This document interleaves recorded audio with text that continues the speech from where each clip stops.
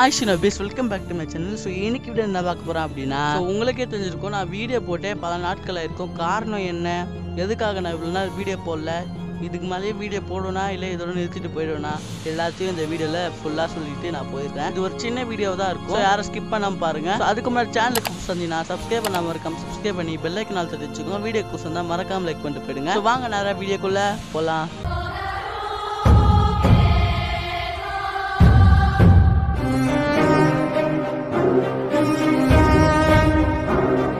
So நான் எதனால video போடலன்னு சொல்லணும்னா, ஒரு வருஷத்துக்கு மொத்தமாக 12 மாதம் இருக்கா. அந்த 12 மாதத்தில் 6 மாதம்னு பிரிச்சா அப்படின்னா பேஸ் 1 பேஸ் 2ன்னு பிரிக்கலாம். எனக்கு பேஸ் 1 பார்த்தீங்க அப்படின்னா ரொம்பவே லக்காக இருந்தது. நிறைய புது புது விஷயங்களை கற்றுக்கிட்டேன், நிறைய பேரோட ஃப்ரெண்டான, அது ரொம்பவே ஹோல்சமான ஃபேஸாக இருந்தது.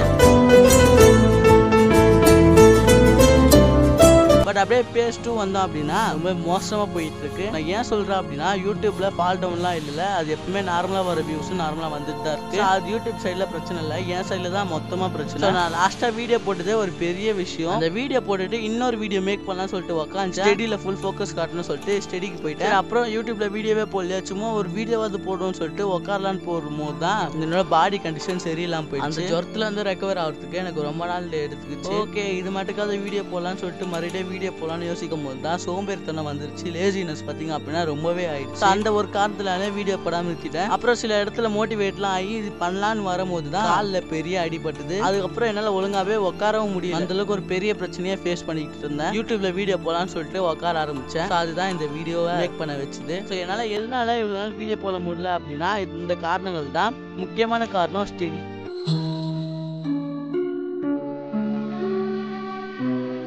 ஸோ இதுக்கு மேலே நான் வீடியோ போடணும்னு கேட்டிங்க அப்படின்னா போடுவேன், பட் ரொம்பவே லேட் ஆகும். என்னால் முடிஞ்ச அளவுக்கு நான் குட் கண்டென்ட்டாக தர பார்க்குறேன். ஸோ இந்த வீடியோ இதோட முடியுது.